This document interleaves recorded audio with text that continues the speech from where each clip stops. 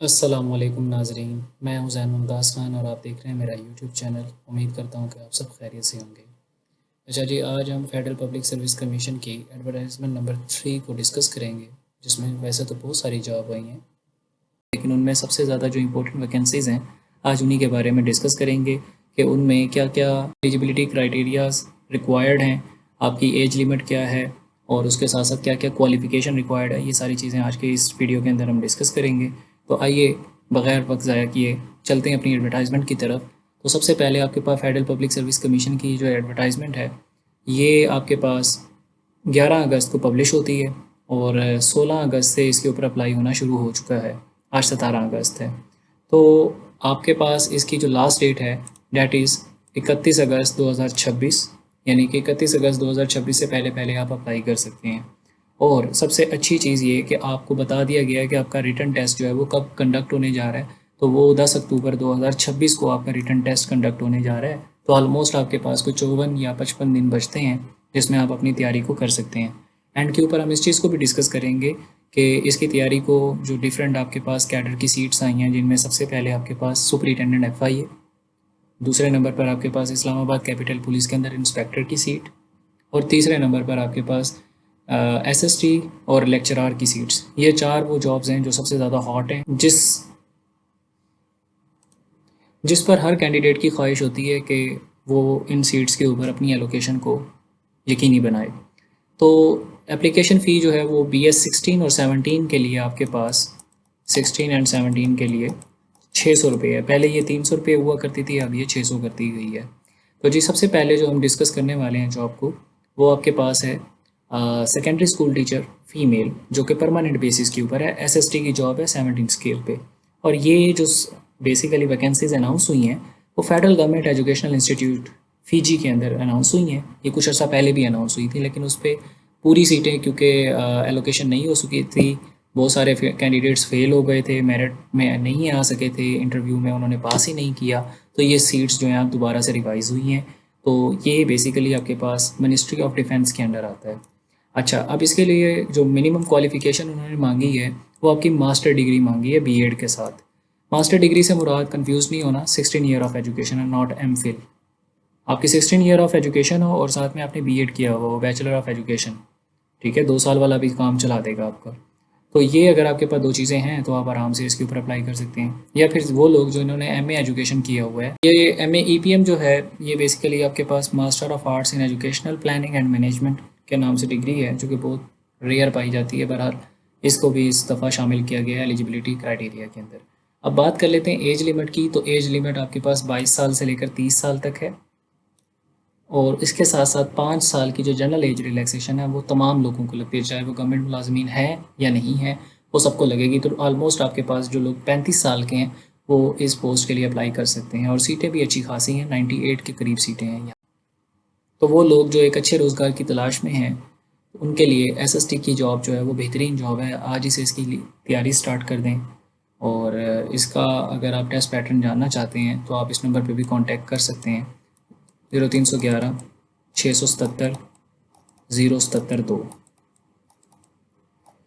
Next job देखते हैं कि जी जो अनाउंस हुई है वो आपके पास लेक्चरार की है, मेल है, और ये भी परमानेंट बेसिस पे है। लेक्चरार मेल के लिए, फीमेल के लिए भी बेसिकली लेक्चरार की जॉब्स अनाउंस हुई हैं।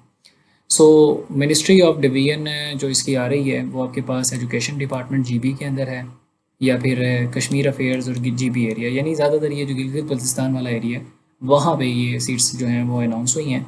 ऑल ओवर द पाकिस्तान जो है वो नहीं है इसमें। तो सबसे पहले अगर हम बात करें कि इसके लिए एजुकेशन क्या रिक्वायर्ड है, तो वो मास्टर डिग्री रिक्वायर्ड है, और 16 ईयर एजुकेशन है ये, ठीक है। और साथ में कैटेगरीज, यानी कि कौन कौन सी सब्जेक्ट से रिलेटेड जो है वो सीट्स अनाउंस हुई हैं। अकाउंटिंग एंड फाइनेंस के लिए एक सीट आई है, बॉटनी के लिए एक आई है, केमिस्ट्री के लिए भी एक है, कंप्यूटर साइंस एआई एक सीट है, कंप्यूटर साइंस डेटा साइंस के लिए भी एक है, कंप्यूटर साइंस सॉफ्टवेयर इंजीनियरिंग के लिए भी एक है। एजुकेशन की 3 सीटें हैं, इंग्लिश की 3 हैं, इस्लामियात की 2 हैं, मैथ्स की एक है, पाक स्टडीज़ की 2 हैं, पॉलिटिकल साइंस की 2, फिज़िक्स की 1, सोशियोलॉजी की 2, टूरिज़म एंड हॉस्पिटलिटी मैनेजमेंट की 2 हैं, उर्दू की 4 सीटें और जोलॉजी की 1 सीट है।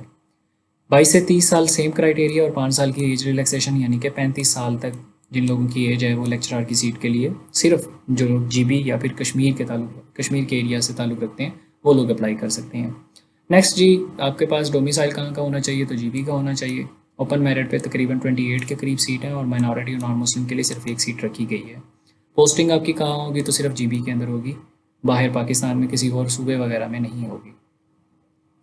और इसके अलावा आपने जो चीज़ मेंशन करनी है वो ये है कि अगर आप मिसाल के तौर पर एक बंदा है वो कहता है कि मैंने अकाउंटिंग एंड फाइनेंस के ऊपर भी अप्लाई करना है और उसके साथ साथ मैंने इंग्लिश के लिए भी अप्लाई करना है, तो वो कहते हैं कि उसके लिए हर सब्जेक्ट के लिए आपको स्पेशल अलहदा से अप्लाई करना पड़ेगा और उसकी फ़ीस अलहदा से आपको पे करनी पड़ेगी। ये नहीं हो सकता कि आप 600 रुपये देकर जो है वो सारी सीटों के लिए एलिजिबल हो जाएंगे। आपको सेलेक्ट करना पड़ेगा कि आप किस पोस्ट के अगेंस्ट अप्लाई कर रहे हैं, किस सब्जेक्ट का आप बेसिकली देना चाह रहे हैं। तो इसकी लास्ट डेट जी 31/8/2026 है। अच्छा जी, नेक्स्ट जॉब जो है हमारे पास वो सुपरिटेंडेंट एफआईए की है, जो कि मोस्ट इन्फ्लुएंसिंग जॉब है और बहुत सारे लोगों की ख्वाहिश होती है कि किसी तरीके एफआईए के अंदर हमें एक अच्छे स्केल के ऊपर डिज़ायर्ड एलोकेशन मिल जाए। तो इन वो लोग जो किसी अच्छे स्केल पर सर्व करना चाहते हैं तो उनके लिए इंतज़ार की घड़ियां ख़त्म हो चुकी हैं और वो लोग जो मेहनत करेंगे, जैसा कि आपको पता है कि आपके पास ऑलमोस्ट 2 मंथ हैं, तो जो लोग मेहनत करेंगे वही निकल जाएंगे। सीटें ज़्यादा नहीं हैं लेकिन इतनी कम भी नहीं कि एलोकेशन पॉसिबल ना हो। तो बेसिकली जी जो सुपरिटेंडेंट BS16 है ये टेम्परेरी बेसिस पर आई हैं, लेकिन ये परमानेंट हो जाएंगी। 2 साल बाद 4 साल बाद आपकी ये परमानेंट हो जाएगी, इसमें कोई मसला नहीं है।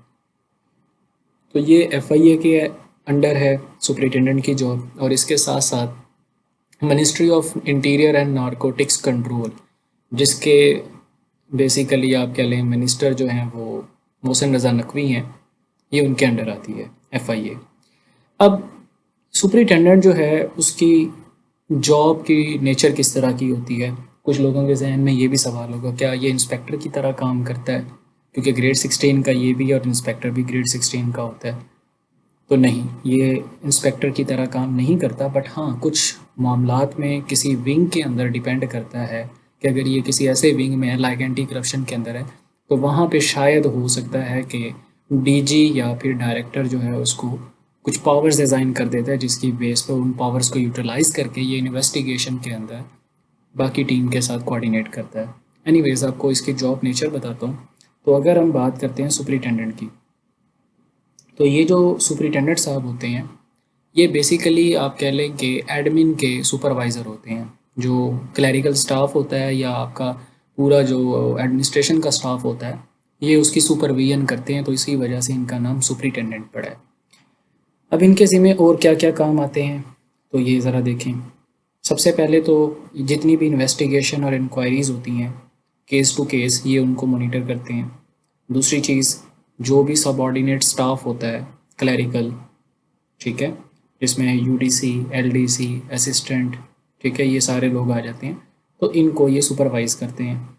उसके अलावा केस फाइल्स हो गई, इन्वेस्टिगेशन रिपोर्ट्स हो गई या केस डायरीज़ हो गई, उनको एग्ज़ामिन करना और उसके बाद प्रॉपरली इन्वेस्टिगेशन को डॉक्यूमेंट करना, वो इन्हीं की रिस्पॉन्सिबिलिटी है। अगली अगर आप जॉब नेचर के बारे में बात करते हैं इनकी, तो ये फेडरल क्राइम्स जो होते हैं जैसा कि corruption, human trafficking, smuggling, immigration, इन क्राइम्स के अंदर डिपेंड करता है कि अगर इन्हें डायरेक्टर की तरफ से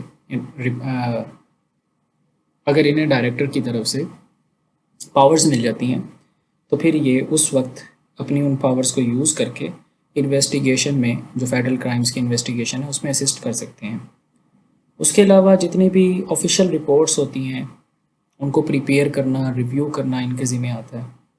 और उसके अलावा जो अरेस्ट होते हैं या सर्च होती है या सीजियर और इन्वेस्टिगेशन प्रोसीजर है उनके ऊपर जो फॉलोअप होता है वो लेना भी इन्हीं की ज़िम्मेदारी है। और उसके साथ साथ आखिरी बात, जितनी भी एफआईए की लीगल टीम होती है, जो प्रोसिक्यूटर होता है, लीगल ऑफिसर होता है, ये उसको भी हेल्प करते हैं, उसको भी असिस्ट करते हैं, उसके साथ भी कोऑर्डिनेट करते हैं। तो देखें कितना वाइड स्कोप है। लगने में एक बेसिकली आप कह लें कि क्लरिकल सी जॉब है, बट अख्तियारात बहुत ज़्यादा हैं, तो इस तरह की जॉब अपॉर्चुनिटीज़ बार बार नहीं आती हैं। तो मेरा मशवरा यही है आप लोगों को कि जो लोग इंटरेस्टेड हैं तो उन्हें मेहनत करनी चाहिए, क्योंकि इसका मेरिट 80 प्लस जाएगा। 100 MCQs का पेपर होगा और नेगेटिव मार्किंग भी होगी, तो इसलिए इसका मेरिट जो है, कंपटीशन जो है वो बहुत ज़्यादा हाई होगा। अब चलते हैं कि जी इसमें हमें क्या क्वालिफ़िकेशन रिक्वायर्ड है। तो इसमें आपको मास्टर डिग्री यानी 16 ईयर की स्कूलिंग चाहिए, HEC की तरफ से आपकी यूनिवर्सिटी से कोई डिग्री हो।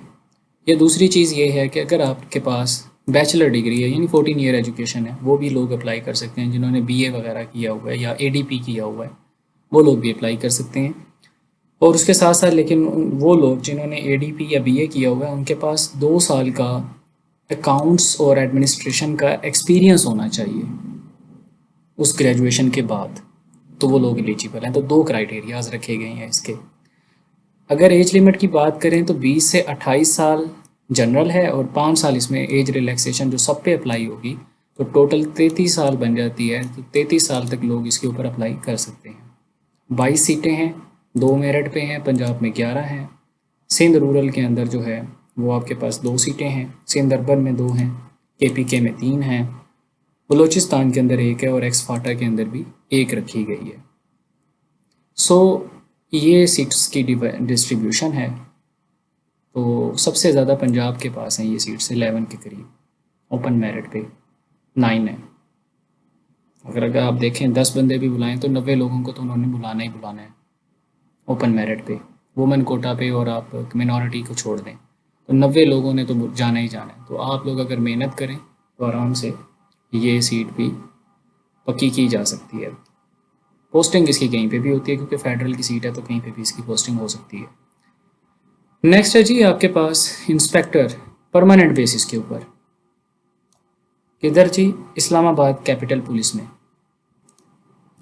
वो लोग जो यूनिफॉर्म पहनना चाहते हैं और यूनिफॉर्म के साथ साथ अच्छी पावर्स, अच्छा पे स्केल, अच्छे कह लें कि जगह पे पोस्टेड चाहते हैं, पोस्टिंग चाह रहे हैं, तो वो लोग इस सीट पर लाजमी अप्लाई करें। FIA सुपरिटेंडेंट की 22 सीटें हैं और इसकी 23 सीटें, सिर्फ 1 सीट का फ़र्क है। लेकिन जॉब नेचर थोड़ी सी डिफरेंट है। ये फील्ड की जॉब है, वो आपकी बेसिकली ऑफिस बेस्ड जॉब है ज़्यादातर। बहरहाल जी ये आपके पास ministry of interior and narcotics control के अंदर आती है। ICT पुलिस, मोहसन नकवी ही इसको डील करते हैं।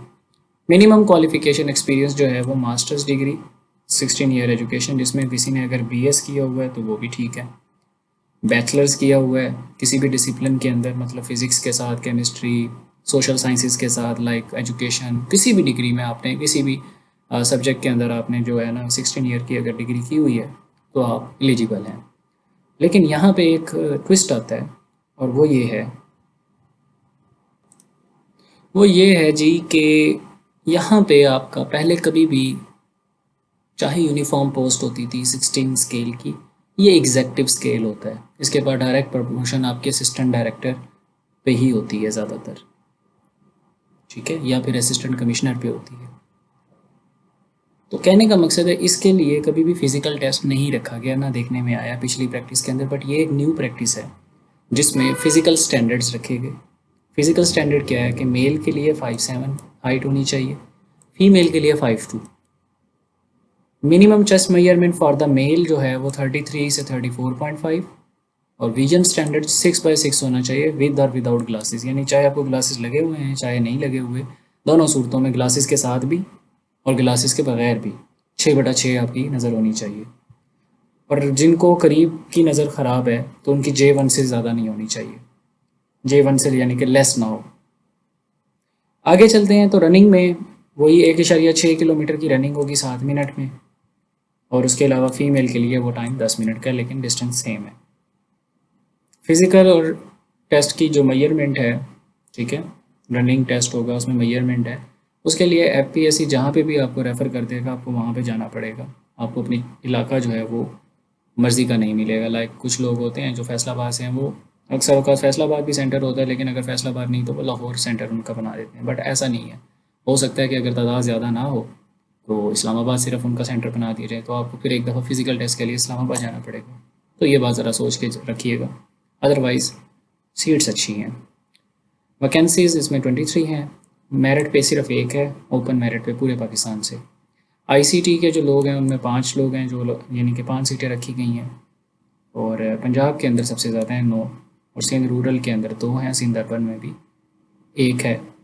ठीक है, तो ये थी जी हमारी कुछ मोस्ट इम्पोर्टेंट सीट्स जिनके ऊपर तकरीबन तमाम लोग अप्लाई कर सकते हैं। अब जो लोग लेक्चरार या फिर टीचर बनने में इंटरेस्टेड हैं तो वो एसएसटी और लेक्चरार के लिए अप्लाई कर सकते हैं, और जो लोग डिपार्टमेंट के अंदर अगर यूनिफॉर्म पोस्ट के लिए ख्वाहिशमंद हैं तो वो इंस्पेक्टर पे अप्लाई करें। और अगर कोई कहता है कि नहीं मुझे डिपार्टमेंटल सीट तो चाहिए ही चाहिए लेकिन और ऑफिस वर्क हो, तो वो फिर सुपरिटेंडेंट के लिए अप्लाई करे। इसकी निस्बत वो ज़्यादा अच्छी सीट है सुपरिटेंडेंट की।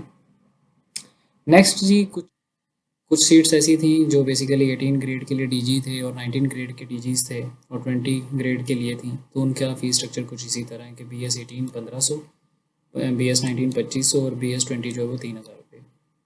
और ये आप जैज़ कैश, इसी पैसा या मोबाइल बैंकिंग सिस्टम के थ्रू अप्लाई जो है पे कर सकते हैं। पुराने वाला सिस्टम नहीं चलेगा, जो पहले हम नेशनल बैंक में जाकर रसीद बनाकर पे करते थे, वो वाला आपका एक्सेप्ट नहीं होगा। और शॉर्ट लिस्टिंग जो क्राइटेरिया है वो डिपेंड करता है कमीशन के अपनी सोच के ऊपर कि वो कितने लोगों को बुलाते हैं पर सीट पर। एज रिलैक्सेशन जो है वो आपको 1993 के जो रूल्स हैं उनके अकॉर्डिंग ही मिलेगी। वो लोग जो सिविल पोस्ट के ऊपर अप्लाई कर रहे हैं और पहले से डिपार्टमेंट के अंदर हैं तो उनके ऊपर 1993 के जो रूल्स हैं वो अप्लाई होंगे, recruitment rules. Otherwise general age relaxation 5 साल है। अब सवाल आता है कि जी इसकी तैयारी कैसे की जाए। 2 महीने का टाइम है तो तैयारी कैसे करें। आपके पास 1 पेपर होता है। जो 1 पेपर होता है उसके अंदर 10 सब्जेक्ट आते हैं। उनमें आपका सबसे पहले इंग्लिश जो कि 20% होता है। पाक स्टडीज़ कभी कभी ये 15% होता है और कभी 10% होता है। इस्लामियात 10% होता है। इसके साथ आपका जनरल नॉलेज जो है सबसे ज़्यादा इसका पोर्शन होता है, तकरीबन 30%। इसमें एवरीडे साइंस भी शामिल है, इसमें आपकी ह्यूमन एनाटॉमी भी शामिल आ जाती है, इसमें आपकी ज्योग्राफी भी शामिल हो जाती है। जीके बहुत वसी है, बहुत सारे टॉपिक्स हैं। इसी तरह फिर आपके पास कुछ मैथ का पोर्शन आ जाता है और कुछ हद तक उर्दू का पोर्शन आ जाता है। ये वो पोर्शंस हैं कि अगर आप इनके ऊपर फोकस कर लें तो आपको आराम से ये टेस्ट क्लियर कर सकते हैं, और ये 2 महीने का टाइम इनफ टाइम है। अगर आप हमारे पास विदाउट एनी फ़ी तैयारी करना चाहते हैं तो जो नंबर आपके साथ शेयर किया गया है इस वीडियो के बीच में, आप उस पर कांटेक्ट कर सकते हैं। अदरवाइज़ अगर आपको वो नंबर नहीं मिल रहा तो डिस्क्रिप्शन के अंदर नंबर गिवन है, आप उस पर व्हाट्सएप पे कांटेक्ट कर सकते हैं। इंशाल्लाह ताला आपको फ्री ऑफ कॉस्ट पूरी गाइडेंस और तैयारी करवाई जाएगी।